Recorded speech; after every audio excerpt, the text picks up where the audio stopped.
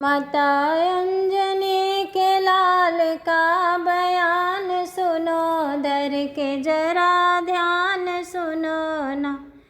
पैदा हुए हनुमान उड़े पवन के समान, वह तो पहुँच गए गंगा स्नान। सुनो धर के जरा ध्यान सुनो ना।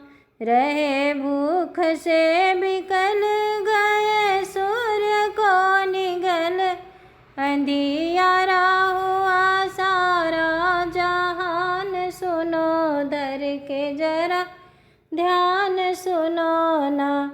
महादेव करके ख्याल लिखे बचपन का हाल, बजरंग बली बहुते महान। सुनो धर के जरा ध्यान सुनो ना।